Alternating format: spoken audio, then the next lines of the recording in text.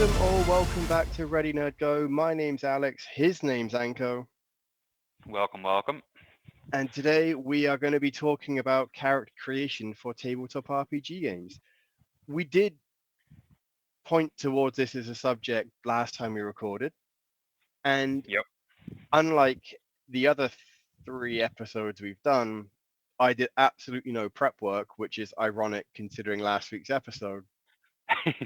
So this is going to be more of a fly by the seat of the pants episode, purely because I was down and out with the flu and thought about what I wanted to talk about, but didn't really write it down. So if it works, let us know. If you'd rather us go back to a more structured theme, let us know. We're flexible either way.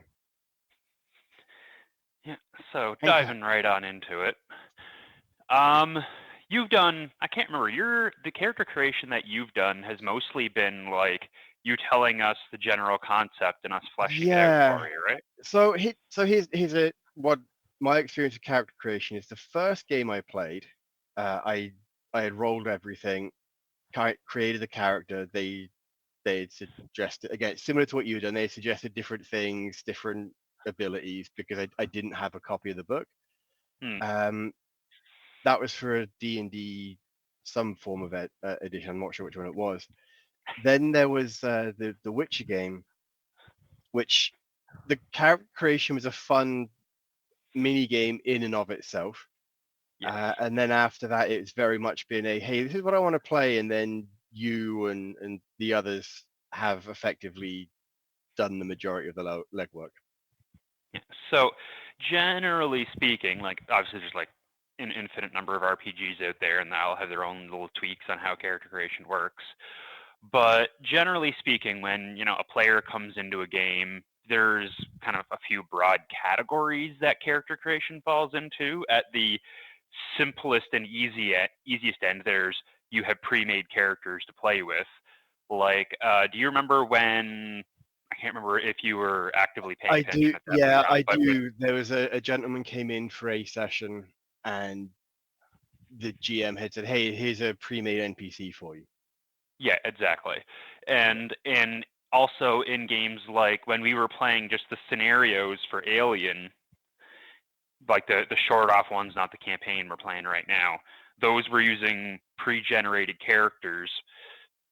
And though pre-generated characters can be great because you can, like, as the GM, you can hook like their goals and motivations and backgrounds directly into the plot in advance because you already know who they are.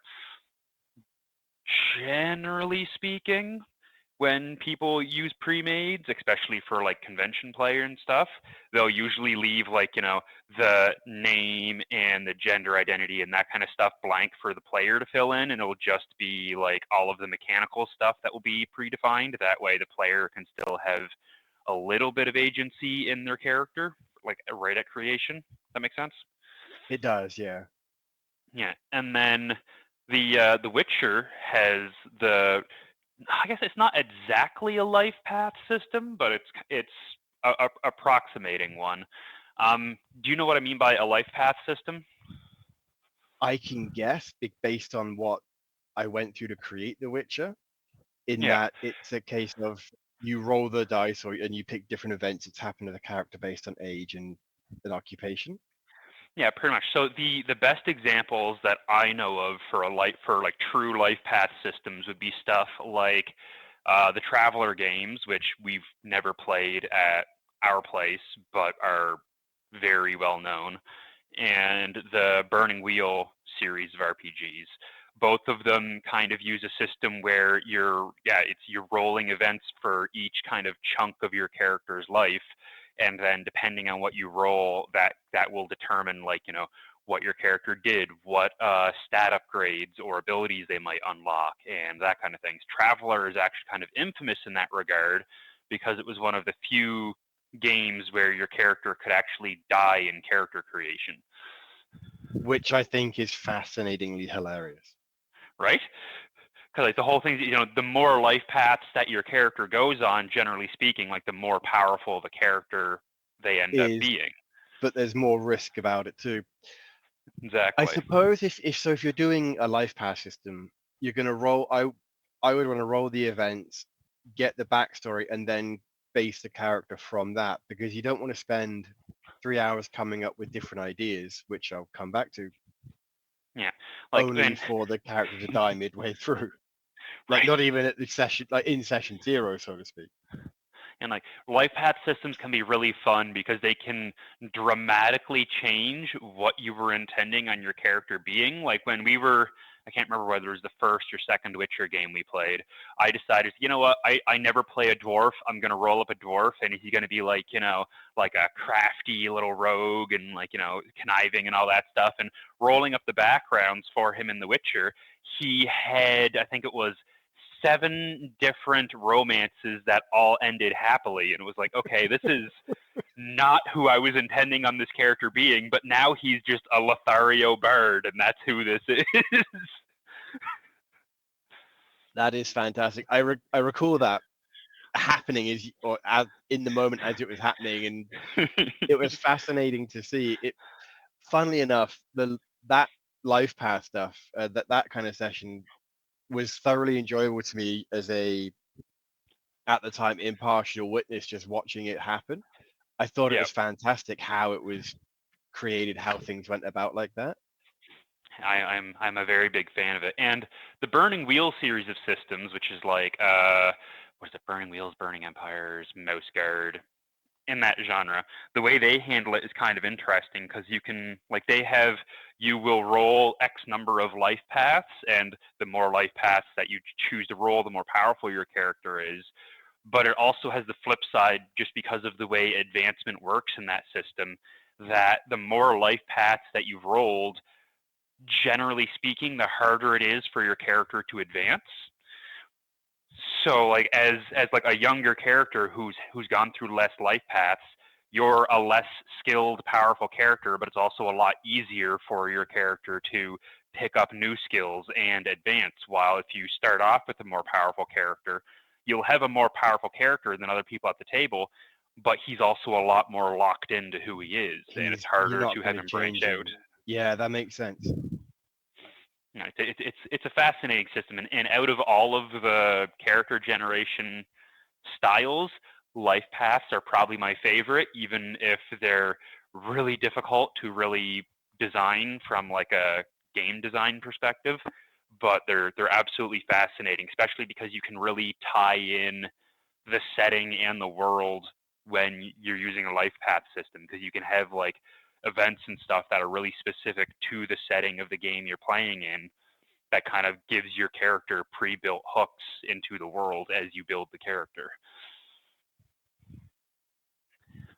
Yeah, I again like so my experience with that has been somewhat minimal. I'm assuming when you do like a life path or the burning wheel system, you tend to do it in front of the games master, so they can also then start to build hints from character backgrounds into the narrative as it's coming up. Like generally speaking, like I prefer to do character creation as a group. Like Anyway, anyway, like there's a lot of times even in our group, most of the time just because of pure time management, we'll tend to build our characters separately, then bring them together, just because we're only playing for like two couple and a hours. half hours a week. Yeah, We want to get right to the good stuff. But for groups that you have the time to sit down and actually go through character creation together, I find the game benefits a lot from that, because like with the life path system, like you said yourself, like even as an observer, it's really interesting to see the characters like come alive and become who they're going to be. And it makes it a lot easier for the rest of the group that's building their own characters to go like, oh, okay, so like your character has like, he's gone through this, my character's gone through this, maybe like, they met each other at this specific event, or like this is when they, became friends, or like this is yeah. where they might have a beef with each other, or So like you you can can. build the history of the characters as they're being created, as opposed to shoehorning in. Well, you're a rogue wizard, and you're a knight of some form. How would you two have met and not tried to murder each other?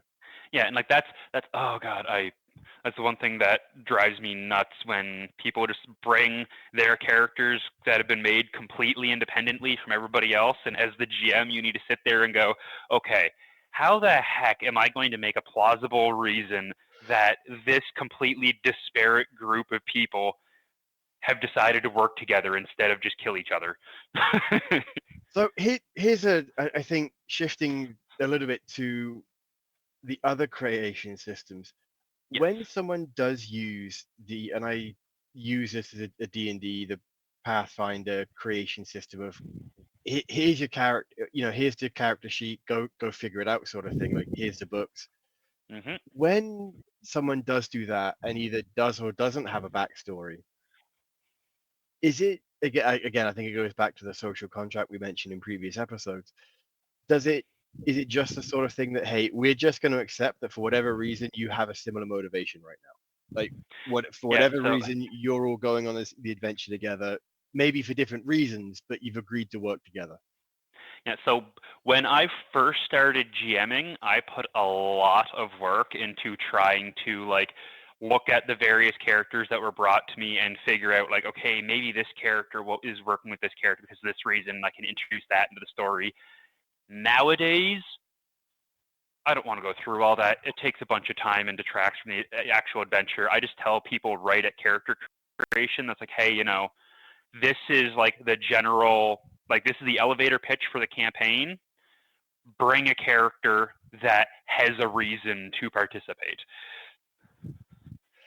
I think that makes a lot of sense. I recall when we created Ben for the Ben sounds like a bizarre name out of context.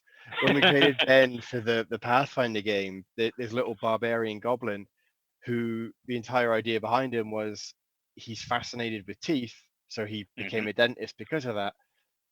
Well, why is Ben following a group?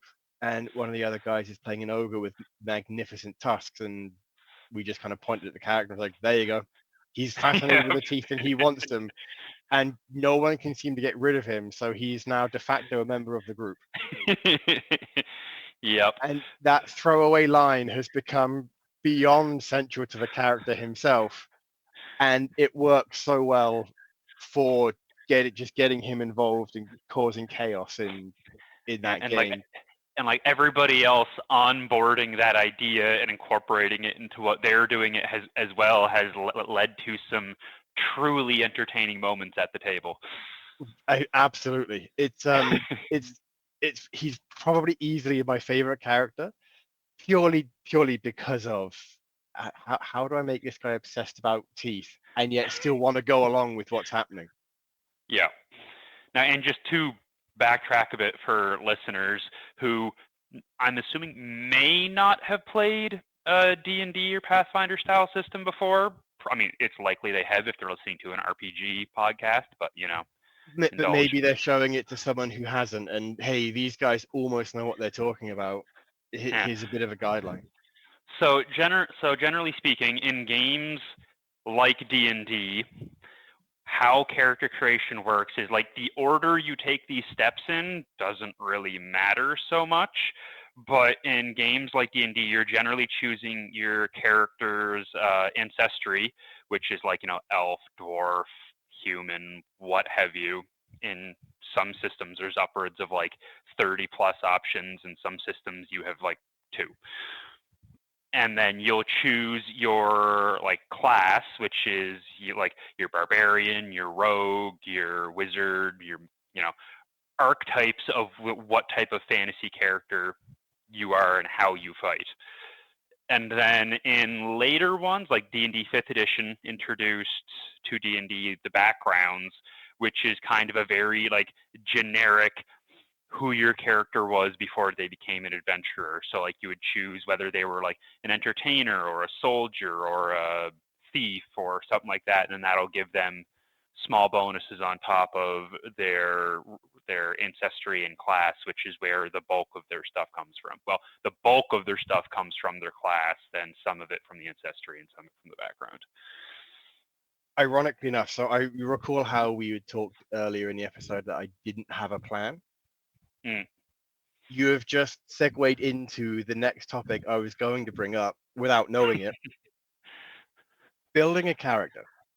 You touched on class and equipment and the different things like that in a D&D slash Pathfinder style of character creation. And I think for a lot of people, that is the classic method of building a character. When they think of how am I going to build a character, this tends to be what I think of and what comes up. So when there is Mm, something like the life path system, it's fascinating to me because it's different yeah. or different to what I understand. When you're building a character, how important is it to settle on what you want to play early? And if you want to, you're like, oh, I don't really think this guy's a barbarian. I should have made him a rogue. Like, what options do you have at that point? So that's entirely going to be a That's table to table thing. and that's also a subject that I was meaning to bring up later. So we're going to skip past that initially. Yeah, we'll roll We'll, back around to we'll that one. roll back around. Uh, so when it comes to selecting the class, the personality, and the equipment, like where do you start with that? Like you personally, where do you start with that? Is it just So you for go through the book and like, hey, I want to do that this time? yeah, so for me personally, there, and I know we touched on this a bit in one of the other episodes, but for me personally, I'll approach it in one of two ways, which are kind of drastically opposing to each other. Either I'll see some sort of mechanical widget that interests me in class or ancestry or something like that, and it makes me go, ooh, that seems really interesting. I want to play with that. What kind of character can I build around it? Mm. Like, for example, like if I'm reading the barbarian and I'm looking at the rage ability and going, ooh, that looks really fun. I want to play around it with that. Then it's like, okay, so barbarian is going to be the class I'm playing. What ancestry can I pick that'll like play into what I want to play around with, and then just build the character from like the mechanical ground up. The other way is when usually more when I know what type of game we're getting into and I have like a character concept in mind, which can be something like for our Pathfinder game. My character was designed from the character concept first because his whole thing was, hey, this campaign takes place like just a decade or two after the last one we were in, and in the last one we were in, one of our characters, had a child.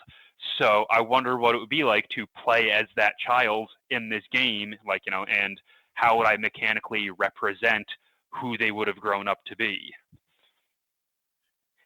And So that latter one can be a lot, is just a lot trickier because like with my character in our Pathfinder game, I built him, I think, like 7 different ways before I finally settled on the version of him that's actually present at the table, just because there's a lot of different ways you can mechanically represent the same concept.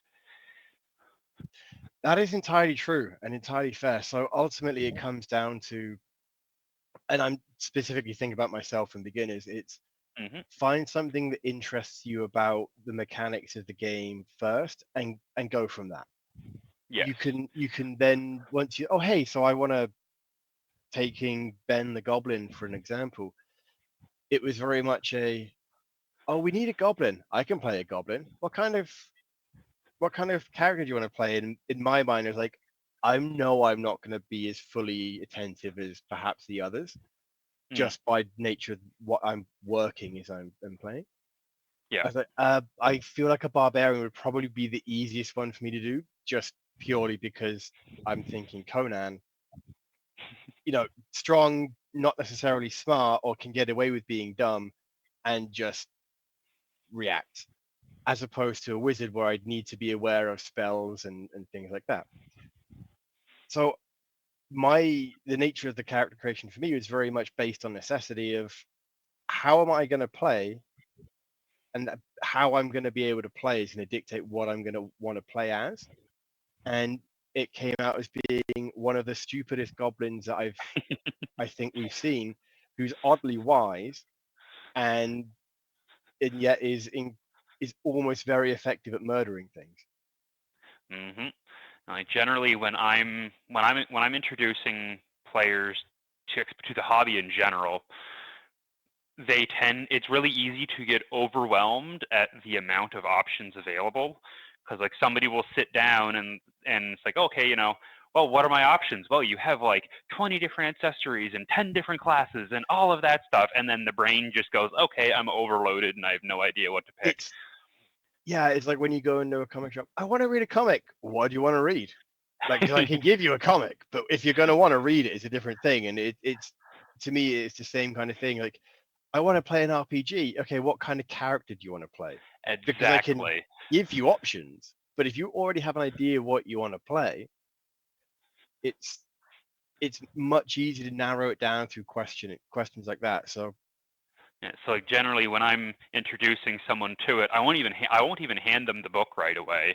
Like if they proactively go out and get the book themselves, great. I don't really need to worry about it. They're a go-getter. They're just going to plow through it and figure out what they want. But for the vast majority of people who need a little bit more hand-holding, it's a lot easier for everyone involved to just sit down at something and go like, okay, so like, do you want to play spellcaster, or do you want to play somebody who just like fights with like weapons and armor and that kind of stuff? And okay, so you want to be like more of a martial style character. So are you thinking bow and arrow? Are you thinking like a sword and board, maybe a big two-handed weapon? And then you can use that question response to narrow down, okay, I think you'd really enjoy playing a fighter or a yeah, barbarian or a ranger or what have and you. and of course, as you get into it and you get more experience, you can then look into playing a bard casting magic through different means instead of like a wizard using your typical magic pool. You can use other ways, and there's other ways to play a character that is deceptive to people, which can be part of the fun. Yeah. Which then builds into the next point. Where do you get your backstory ideas from in a character creation where it's mechanically based and not creating the life story of the character? Well, saying media in general is kind of a cop out answer, but it's also true because No, it is. It's not a cop out answer. It's the truth. because like I you bring in what you know, right? So like the more like books you've read, the more movies you've watched, the more series you've watched, like anything in your life can provide inspiration to a character. But it's helpful if you know what kind of world that you're playing in, because then you can kind of narrow your scope down to things that make sense in that world. Like if we're playing like Call of Cthulhu is old-timey investigators with Cthulhu horror thrown in. you're It's you're set not in going to bring a goblin backstory to it. exactly, and your backstories are going to be more grounded. Like you're not going to be the secret heir apparent of a hidden kingdom. You're going to be, yeah, I grew up in a podunk town and I'm a librarian.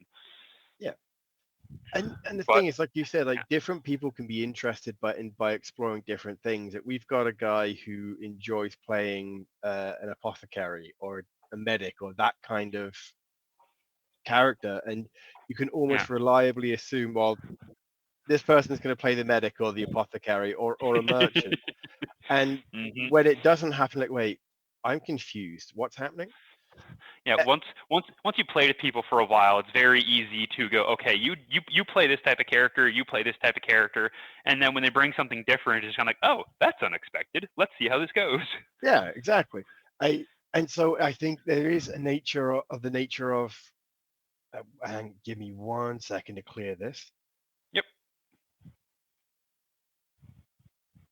There is the nature of just being, expectations being levied with the group as it goes on. But I think by the time you've gotten to that point, you're going to know how you're creating the character. So obviously the class is going to influence the equipment they have, and if it's you're being not led but guided in character creation, a lot of that is going to come down to the group's going to help you get your equipment. The the importance of a backstory though, like if you say you've you decide you're going to play D&D, and I really want to play as Boromir. Mm. If you then create this, I'm going to use Boromir's backstory up until this point, like, and just change it a bit. Can you do that, or should you create something entirely new that's very similar? Does it really matter? Well, that's pretty much every answer here is going to boil down to depends on the table. But in general, with stuff like that, if you want to copy, if you want, like, almost all of my characters are in some way or form inspired by another character that I've read or watched or experienced that it has influenced who this character is going to be.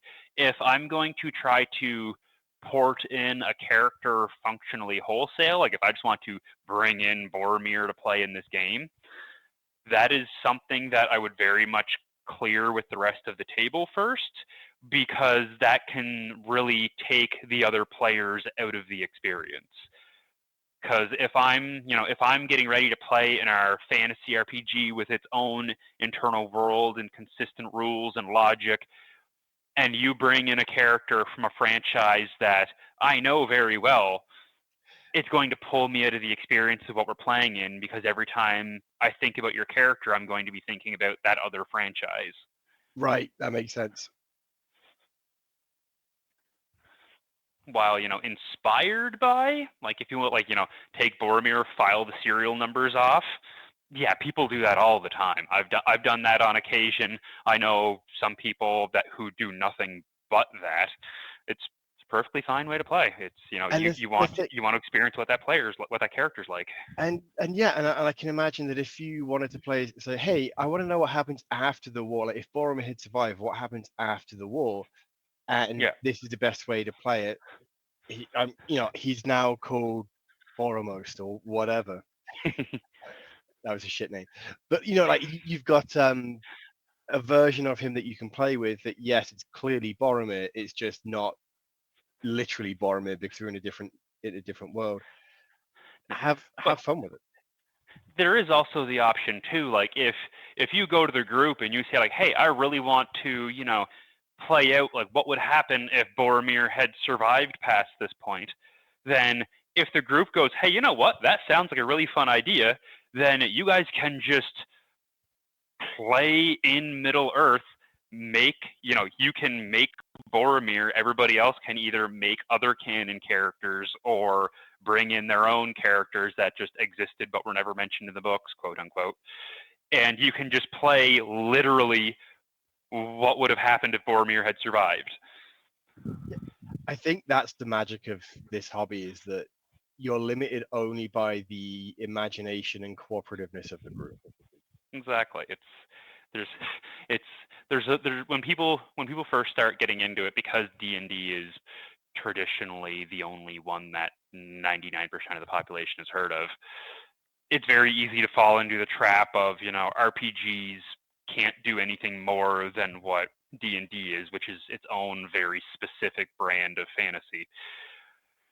But when you start, you know, expanding your horizons of what else is out there, then it's very fun to learn that, you can play, 1960s investigators investigating like ancient Cthulhu nonsense. You can play like hard sci-fi out in the outer space. You can play cowboys. You can play, whatever you want. Whatever you want, as long as everybody in the group buys in and the imagination's there. You can You can do play what it. you can really do what you want. Now we said we'd roll back to this. Yes. You've got the you've created the character, you're playing in the story, and then you realize like I don't like this guy. Like either the I don't like the class, I don't like what I'm supposed to do with the class because it's not what I want to do, and I realize I have no interest in playing it. Hmm. I just I have a better idea. Like now that I've been playing for it, I have a better idea of a character, and I wish I'd thought of that instead of this. Like I'd rather be a warrior than a mage, and vice versa. So what Hmm. options do you have at that point?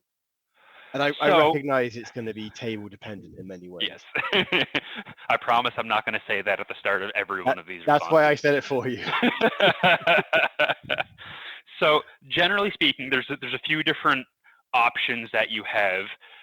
Some systems will have baked in retraining options that you can access, like in Pathfinder, for example. Pathfinder Second Edition, whenever you level up, you can swap out one of your feats for another feat. So there's that inbuilt, hey, this isn't as fun for me as I thought it would be, or this isn't, what I want anymore. I can change it out for something else.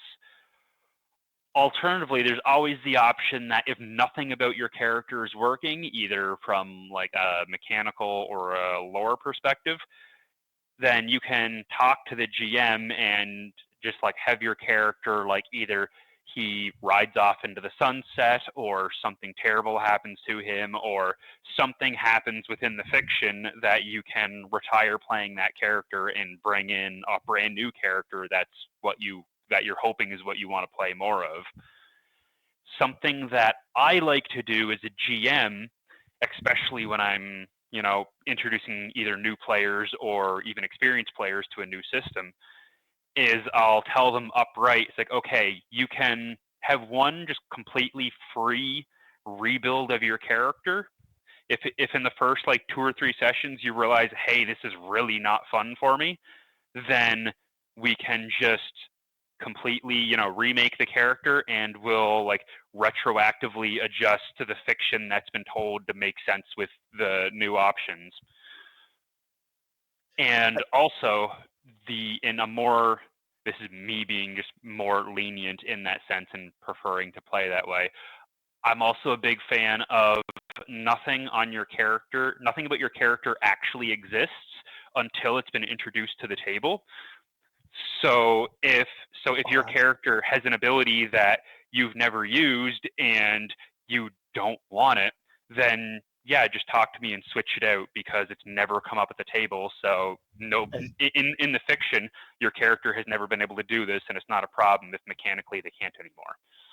Right. Yeah. So like no one knows they could do it in the fiction. So you haven't changed anything. You've just had a new ability that they've never used instead, which makes a lot of sense as to why you would allow that. And Yeah. it's I so the reason I asked that question is because there's a game, the Alien game we're playing. I realized after about 2 or 3 sessions, like I don't think I like the character I'm playing. Like I like aspects of it for sure, Mm.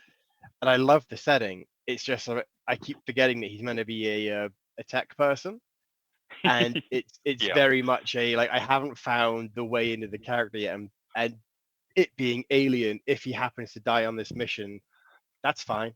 I'm not that upset by it. So I've been deliberately antagonizing the one character I know who will most likely snap and kill him if the Yep. situation doesn't kill him itself. And I I'm fine with it. I'm curious to see where this is going, and ironically enough, it's making me enjoy the character more because I'm playing him as if he doesn't care when he actually does care, and it's vastly different to the other character I have that his entire motivation is to go out in a blaze of glory, but it has to be the right time. So he's not going to willingly do it against a single goblin. It's very much going to be the right time, right place sort of thing. yeah, and games and games like Aliens actually have a really easy, especially with the campaign we're playing, have a really easy built-in way to replace your characters Mm-hmm. because it's something that we tend to call like trope play, where your characters are a small subset of a larger organization. So it's really easy. Like once this mission is completed and we go back to our military unit, it's very, very simple for us to just say, okay, the character that you were playing on this mission is no longer assigned to this group. He has other duties elsewhere, and he's been replaced by this new soldier who's been assigned to your group. And it's so easy to just swap that character in like that. Do you know what? That does make a lot more sense, and it probably would be a lot easier. But I really want to experience a damage system. Oh, it's fun. Like, go for it. But And so now, assuming that you're not, if you don't like the character, don't give up. There's going to be ways that you can either kill the character, have them just retire off into the sunset. I know you've spoken about that before, but Hmm. and you've also touched on just adjusting the character over time. Yeah. Now, one thing that I will mention, because I've seen it happen on a few occasions, is if you're really not enjoying your character, make sure you actually tell the people you're playing with that you're not having fun. Because I've experienced on a few occasions where somebody was very much not enjoying their character, but didn't want to, be a party pooper or whatever. So instead, they just tried their best, had a miserable time, and because they were having a miserable time, Everyone everybody else else isn't. was, yeah, And because and because he was, best despite the best attempts. If you don't enjoy yourself, you're not going to be that fun to be around, and it's no, going to be noticeable. and that's just it. So I don't know if it's come across that I don't like the character, but I'm really enjoying the setting and the gameplay. Yeah, So it's one of those things where I know that eventually I'll be able to create a new character, especially when I've got a bit more time to do it and I'm not doing it, as the session's beginning, like this, and this. Yep, good enough. All right, let's go. yeah. Like I had no idea for the backstory. I had no idea of the way this game played. And it may, like, in hindsight, I probably should have created a more frontline character because we don't have many of those in a group that probably should have more. Hmm. Now I mean, we. that said, that maybe, I mean, that said, I'm having a great time with him being functionally useless, trying to be the frontline character Yeah, and still antagonizing the one person he should not antagonize because he doesn't know he shouldn't antagonize him. it's kind of a honestly, it's a similar thing for me because like really, I'm okay with the alien setting. Like it's sure it's fine. The mechanical way the dice work really interests me, and that's Mm. what's kind of keeping me there. But I really have absolutely no love for the theme that we're playing, and that kind of shows up in who I made my character to be, and I've been playing into it. And the more, and it is like the worse off my character is becoming, the more I'm finding I'm enjoying it.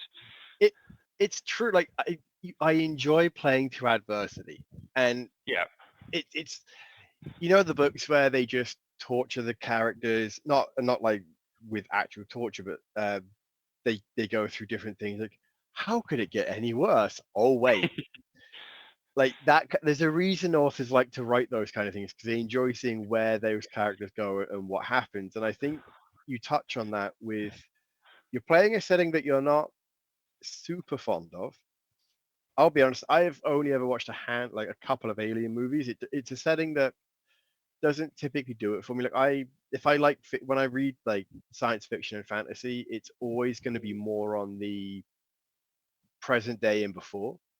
yeah. There's not a lot of future stuff that I tend to read a lot of or enjoy a lot of, and I've no idea why that is. I have always been more fascinated with the past. If I'm reading a book and it's more likely going to be set in the 1800s or before. There's a couple of present or modern day ish and the 1900s sort of thing. For the most part, it's sword and board, and Hmm. that's where my interests lie. And there are Yep. some people that have no time for sword and board, and they want laser pistols and lightsabers, and that's fine. Like there's going to be things you're not a fan of, but at the same time, there's still stuff for me to enjoy in the Alien system. I'm still enjoying it. It's just not what I would have expected to be playing. Exactly. And look, with our group, and like mentioned, like if you're not having fun, say something. Like with our group, with that game, there was a couple of times like until my character started going through what he's going through right now, and I actually started getting invested again. I was strongly considering just telling the group that hey, I'm not really enjoying myself on this one, so I'm going to step away from it. When you guys are done, let me know and I'll be back. And a few players have done that before, and like because one player, the Witcher system really did not appeal to him. He did not enjoy playing it at all.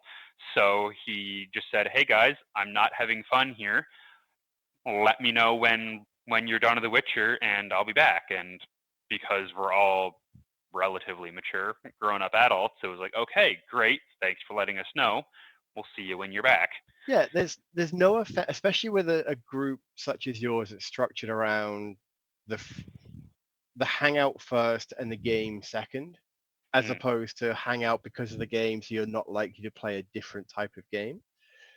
You're able to, hey, I'm not into this game, I'll come back for the next one, as opposed to someone who gets together specifically to play D&D. You know what? I'm not a fan of this game. I'll come back for the next one. There won't be a next one. This is going to be a multi-year D&D thing. Oh, but I guess I'm not coming back. I guess you're not. Yeah, Right? Like no, that it's very that much shows up in games that like are just D&D. If you don't enjoy D&D and all your group wants to play is D&D, that you you're going need to a need to new, find yeah, another group.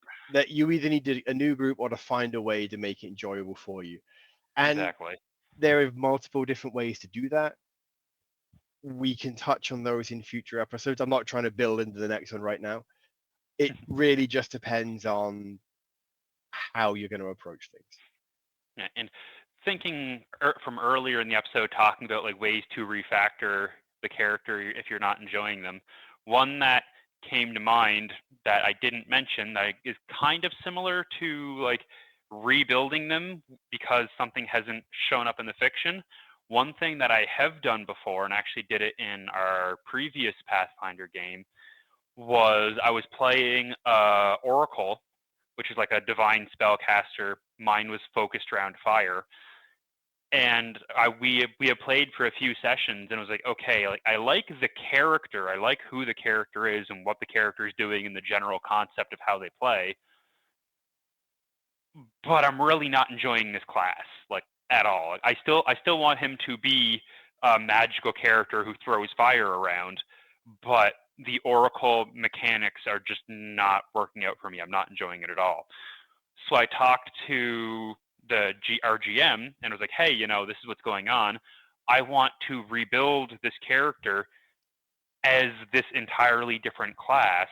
Mechanically, he's going to be very different, but the fiction that he represents at the table is going to be almost the exact same because he's no longer going to be an oracle, but he's still going to be a spellcaster that predominantly flings around fire and has like he's a midliner with relatively decent armor and hit points.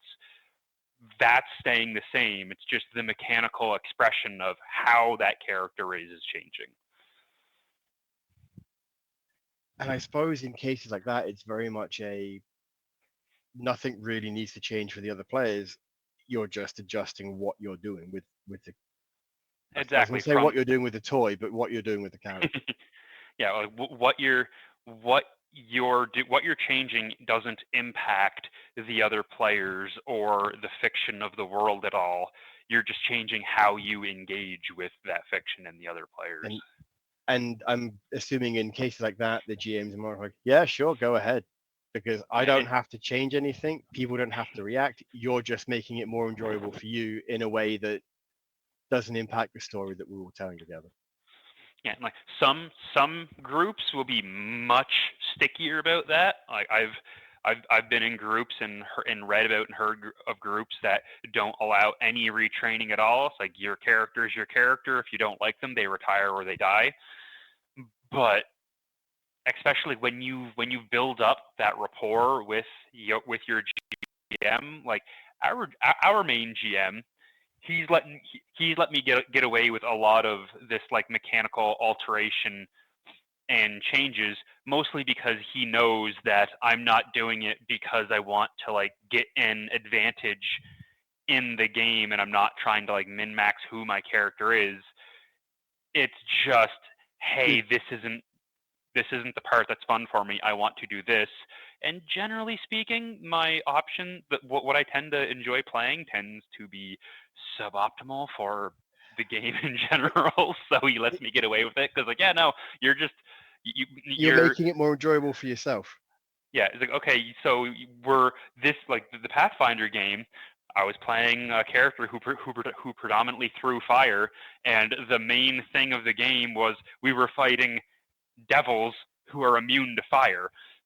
And so he's like, okay, I say you're just still throwing fire. Your character is still going to have just as much trouble as he was before. You're You're clearly still not doing functionally this to gain an useless. advantage. Yeah, I think that goes to show. Like, I remember when we were leveling up the Pathfinder game we are playing, and one of the guys like, "Oh, hey, if you do this, it's that much better." I'm like, I recognize that, Yeah. and I would love to choose it, but there is no reason my idiot dentist goblin would do that as opposed to this other thing that has functionally no use, but is what I feel is more appropriate to the character.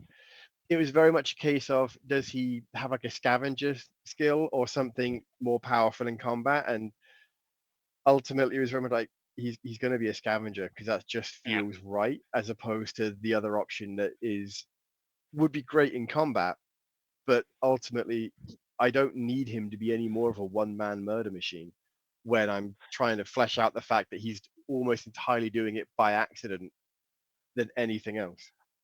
You know, it can be a bit of a balancing act to balance like how mechanically effective your character is versus choosing options that are entirely like fiction fluffy stuff. I you know, I always try to make sure my character is at least competent within the niche of the group that he's supposed to be competent in. But past that, it's just, hey, this seems like the more fun options. And in another game I'm playing in, my character is, he's functionally a pirate who is spending most of his time on land right now because he's the only member of the party that is a pirate. He's just away from his main crew at the moment. I'm still taking options that are really only useful for like being in and around water and like running across like ship rigging and stuff. The odds of those coming up in like the main game we're playing are pretty low, but me choosing those flavor options isn't really impacting how functional my character is And in the role he's supposed to be in, so and it's fine. that's just it. Like, it, yes, you can build the character in a way that, well, he's on land, maybe he'd do this, and that's totally valid. But if Yeah, ultimately the plan is to go back to the rigging, then it's going to make more sense that he will eventually, become better at that side. So yep.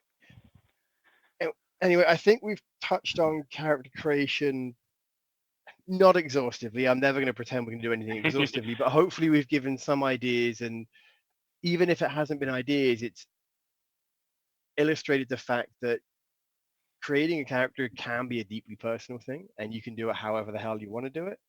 And at the same time, maybe you need some help doing it, and people are more than willing to do that for you. There really isn't a wrong way to do it as long as you're having fun. Exactly. And there's a lot more I'd love to touch on character creation and backstories and all of that fun stuff, but that'll have to be for a later episode. That could easily be part two of character creation next week, because I think there's a lot more to go on now that we've touched on the basics that we can elaborate on. And hey, maybe next time we'll have an actual plan and I won't have been taken down by the flu again. We'll see. We'll see. Until that time, folks, carry on gaming. Game on.